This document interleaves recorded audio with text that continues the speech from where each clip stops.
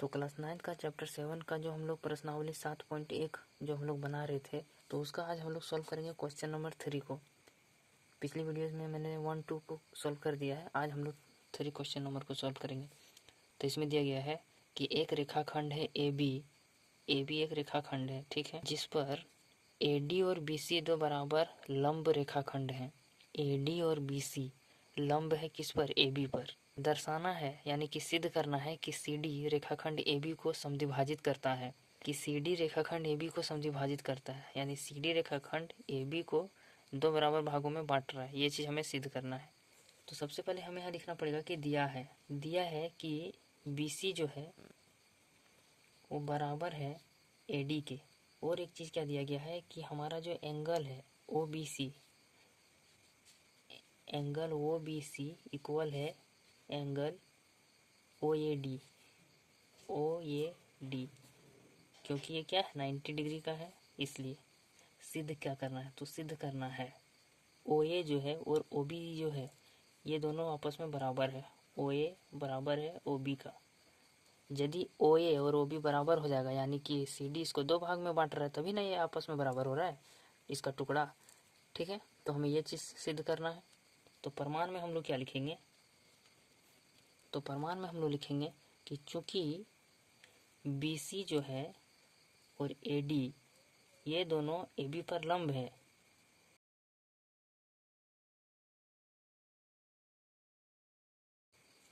इसलिए हम लोग कह सकते हैं कि हमारा ए डी जो रेखा है वो पैरेलल है बी सी के।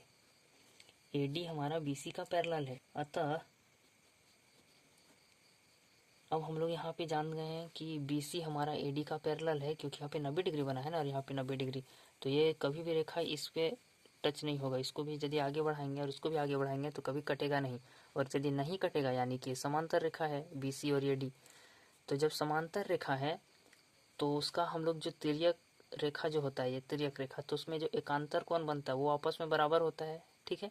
तो इसमें क्या होगा, बी सी ओ एंगल जो है बी सी और ओ बराबर होगा एंगल किसके? बी सी ओ किसके बराबर होगा? ए डी ओ के बराबर। ए डी ओ, आशा करते हैं आपको समझ में आ गया होगा, क्योंकि ओ बी सी हमारा 90 है, ओ ए डी 90 डिग्री है, और वहीं से लंब गया है, तो ये दोनों तो पैरेलल ही रेखा बनेगा। और जब पैरेलल बनेगा तो तिर्यक रेखा वाला जो एकांतर कोण है वो आपस में बराबर होगा। वही हमने किया है कि बी सी ओ को ए डी ओ को बराबर कर दिए हैं, ठीक है। अब हम लोग इसमें यूज करेंगे, अब प्रूफ क्या करना है कि ओ ए और ओ बी को बराबर दिखाना है, ओ ए और ओ बी को। तो हम लोग ऐसा कर सकते हैं कि इसको ओ बी सी को एक त्रिभुज ले लेंगे, ओ ए डी को एक त्रिभुज ले लेंगे, ठीक है। तो हम लोग वही करते हैं, त्रिभुज ओ बी सी तथा त्रिभुज ओ ए डी में, ओ ए डी में। तो ओ बी सी में हमारा क्या है, बी सी हमारा बराबर दिया गया है ए डी के, बी सी हमारा बराबर है ए डी के, ठीक है। ये हमारा दिया गया है, ठीक। बी सी और ए डी हमारा बराबर है, क्योंकि दो बराबर लंब रेखाखंड है, यानी कि दो बराबर है। तो इसको लिखेंगे दिया है या फिर दो बराबर रेखाखंड है, लंब रेखाखंड है, ऐसा भी लिख सकते हो, ठीक है। तो दिया है लिख देना शॉर्ट में, इसमें भी गलत नहीं होगा आपका। तो ये हमने साइड लिख दिया। अच्छा, हम लोग इसको जो बनाने वाले हैं उसमें कौन सा सर्वांग समता नियम लगाएंगे? तो इसमें लगाएंगे एंगल, फिर साइड, फिर एंगल। तो आप ऐसा कोशिश करना कि पहले एंगल लिखना, फिर साइड, फिर एंगल, मतलब यहाँ भी उसके जैसा ही लिखना। जैसे कि मेरा थोड़ा सा गलत हो गया, मैंने साइड को लिख दिया, फिर एंगल हो जाएगा, ठीक है। तो आपको ऐसा देख लेना एक बार। तो एंगल साइड एंगल लगाएंगे तो पहले एंगल वाले का लिखेंगे, ठीक है। मैं इसको हटा दे रहा हूँ एक बार, क्लियर लिखेंगे कि हम लोग पहले एंगल का लिखेंगे। तो एंगल क्या लिखेंगे? O B C, angle O B C बराबर है एंगल ओ ए डी के, ठीक है। ये हमारा क्या है? समकोण है।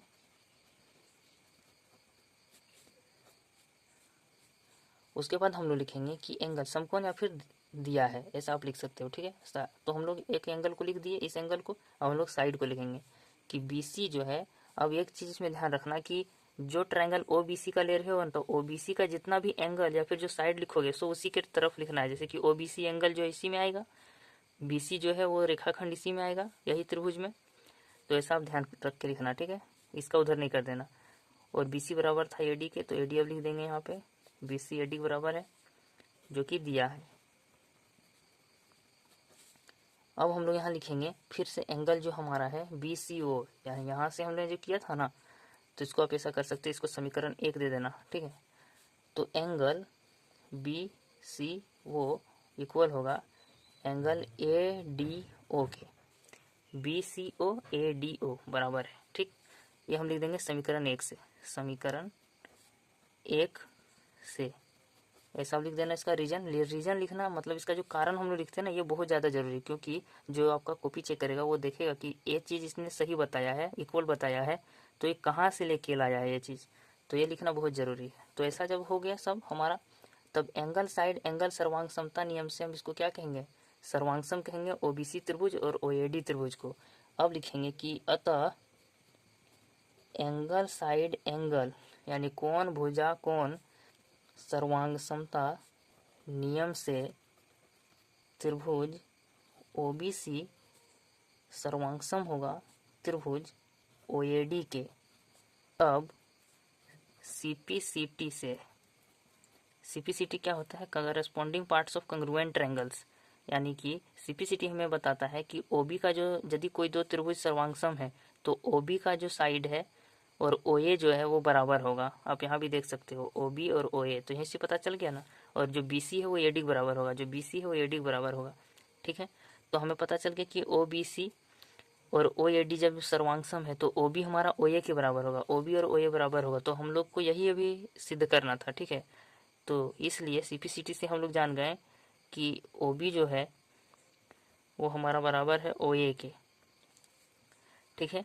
आप इसको ऐसे उल्टा करके भी लिख देना, यहाँ जैसे लिखे उसी तरह भी लिख सकते हो, इसमें भी कोई गलती नहीं है, ठीक है। तो हमें यही ज्ञात करना था, तो हम एक बार लिख देंगे कि अतः ओ ए बराबर है ओ बी के, ये दोनों बराबर है। इसलिए हम कह सकते हैं कि सी डी रेखाखंड ए बी को समद्विभाजित करता है। इतना आप लिख दोगे, उसके बाद आप प्रूव कर सकते हो, प्रूव्ड, यानी कि इति सिद्धम जिसे आप लिखते हो ना, वो भी लिख सकते हो और ये भी। तो आशा करते हैं आपको क्वेश्चन समझ में आ गया होगा। क्वेश्चन नंबर 4 में हमें दिया गया है कि एल और एम दो समांतर रेखा है, एल और एम समांतर रेखा है, जिन्हें समांतर रेखाओं पी और क्यू का एक अन्य जोड़ा, यानी कि युग्म मतलब जोड़ा, पी और क्यू जो है वो प्रतिच्छेद करता है, वो भी समांतर रेखा ही है, पी और क्यू एल एम की तरह, ठीक है।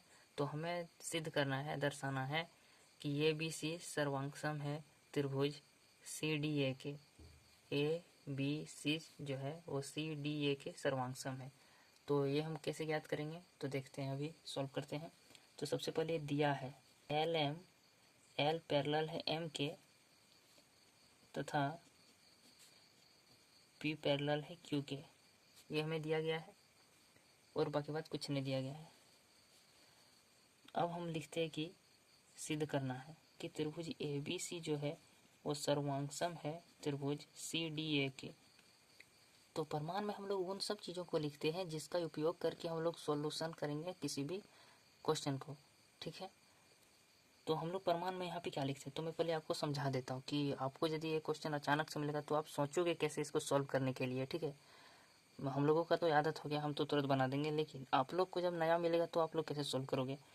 तो इसका आप एक बात समझ के देखना कि आपका ये जो है एल एम जो है वो पैरेलल है, तो हम यहाँ पे प्रमाण में क्या लिखेंगे कि चूँकि एल पैरेलल है एम के, इसलिए C A D angle C A D जो है सी ए डी वो बराबर होगा। तो हम लोगों ने प्रमेय पढ़ा है चैप्टर 6 में, क्लास 9 के ही चैप्टर 6 में, कि यदि दो रेखा पैरेलल होती है, ये हमारा एल और एम जो हमारा पैरेलल है, तो एक रेखा जो तिर्यक रेखा होती है तो उसके इधर वाला जो एकांतर कोण होता है वो दूसरे के बराबर होता है, ठीक है। इसके सटा हुआ ये और ये, तो हमारा सी ए डी एंगल जो है वो हमारा किसके बराबर हो जाएगा, ये सी बी के, ये सी बी के, एंगल ए सी बी के। यहाँ लिखोगे कारण में एकांतर कोण, एकांतर कोण से, यानी ये हम लोग बराबर जो बोल रहे हैं वो एकांतर कोण है, इसलिए बोल रहे हैं एल एम पैरेलल लाइन में, ठीक है, एल एम जो समांतर है उसमें। अब इसी तरीक़ा से हमको फिर लेना है कि पुनः लिखेंगे, यानी कि फिर से कि पी क्यू को इस बार लेंगे, पी पैरेलल है क्यू के, पी और क्यू पैरेलल है कि नहीं, क्वेश्चन में दिया गया है कि दो समांतर रेखाएं पी क्यू जो है वो इसको प्रतिच्छेद करती है, यानी पी क्यू भी पैरेलल है। तो पुनः में लिखेंगे कि चूंकि पी क्यू भी पैरेलल है इसलिए हम लोग लिख सकते हैं, यहाँ पे अभी हम लोग एक एंगल को ज्ञात करेंगे। देखो अब हम लोग इसके जैसा देखेंगे कि पी क्यू ऐसा है तो ये हमारा तिर्यक रेखा है, तो ये हमारा एंगल और ये एंगल बराबर होगा, ठीक है। इसलिए एंगल बी ए सी जो है वो हमारा बराबर होगा, किसके बराबर होगा, डी सी ए के, डी सी ए के, ठीक है। यही लिखेंगे एंगल डी सी ए के। इसका भी कारण क्या देंगे, एकांतर कोण से, एकांतर कोण से। तो ये दोनों चीज़ हमको मिल गया। अब हमको यहाँ पर क्या देखना है कि जो हमारा त्रिभुज ए बी सी यानी कितना है, मैं इसको दोहरा देता हूँ, और यहाँ पे सी डी ए, तो हमने यहाँ पर क्या देखा है कि एक एंगल इसका ले लिए, ठीक है, एक एंगल लिया, इसका ए लिए तो इसका सी लिया आया, एंगल आया, फिर ये जो साइड है ये तो कॉमन हो जाएगा, उसके बाद हम लोग ये एंगल को इस एंगल से बराबर कर दिए, तो एंगल साइड एंगल सर्वांग समता नियम से हम इसको समान सर्वांगसम बोल देंगे इन दोनों त्रिभुज को। तो वही अब हम लोग करेंगे कि अब ए बी सी तथा त्रिभुज सी डी ए में अब हम लोग ये जो एक एक करके निकाले हैं ना उसको हम एक साथ लिख देंगे, उसके बाद लिख देंगे कि ये हमारा सर्वांगसम है। तो यहाँ पर हम लोग लिखेंगे कि ABC में ABC त्रिभुज के साइड का सारा चीज़ लिखेंगे। तो सबसे पहले हम लोग इसमें क्या लगा रहे हैं वो सोचना है कि एंगल साइड एंगल लगा रहे हैं, तो पहले एंगल का चीज़ यहाँ लिखेंगे। तो पहले कोई भी एंगल लिख देते हैं, तो BAC जैसे कि इसमें है BAC, तो BAC इसी त्रिभुज का है, तो एंगल BAC इक्वल हो जाएगा एंगल DCA के। और ये हमारा कहाँ से, इसको समीकरण दे देना अपना, इसको समीकरण 1, इसको समीकरण 2, तो यहाँ दे दोगे कि समीकरण 1 से ले लिया। अब साइड लेंगे तो साइड हमारा क्या है, AC दोनों में है, देखो ABC, इसमें भी ABC आया और इसमें भी CDA आया, यानी कि AC CA कॉमन है, तो AC बराबर AC हम लोग लिखेंगे उभयनिष्ठ। अब हमको फिर से एंगल लिखना है, तो BAC हमने लिख दिया है, BAC लिख दिए और फिर साइड ले लिए, तो क्या लिखेंगे BCA एंगल लिख देंगे, एंगल BCA जो कि हमने यहाँ निकाला है, कहाँ पर, अच्छा ACB लिखे हैं ना, तो इसको ACB कर देंगे, ACB कर देंगे, ACB जहाँ पे जैसा लिखोगे ना एक ही जैसा लिखना, नहीं तो फिर थोड़ा सा अटपटा लगेगा इधर उधर, हालांकि गलत नहीं है, सही ही है, ठीक है, लेकिन थोड़ा सा लगता है। ACB है तो CAD is equal to angle CAD, और आप इसे चेक करते जाना कि ACB है ACB तो CAD, यानी कि ये भी सही है, ठीक है।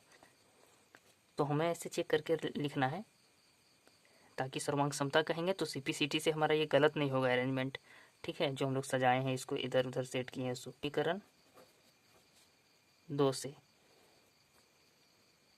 अच्छा BAC और DCA जो है, अच्छा ये 2 में है ना, अच्छा 2, तो समीकरण 2 यहाँ कर, यहाँ समीकरण 1 हो जाएगा क्योंकि ACB 1 में है ना, 1 में, ये आपको ध्यान से लिखना है सब चीज़, ठीक है। अब लिखेंगे कि अतः एंगल साइड एंगल सर्वांग समता नियम से त्रिभुज ABC सर्वांगसम है त्रिभुज CDA के। बस ऐसा ही लिखना है आपको, ऐसा ही प्रूव कर दोगे आपका आंसर आ जाएगा। आशा करते हैं आपको समझ में आ जाता है मेरा बताया हुआ क्वेश्चन, ठीक है। अब आगे हम लोग बताएंगे, अगले क्वेश्चन की ओर बढ़ेंगे।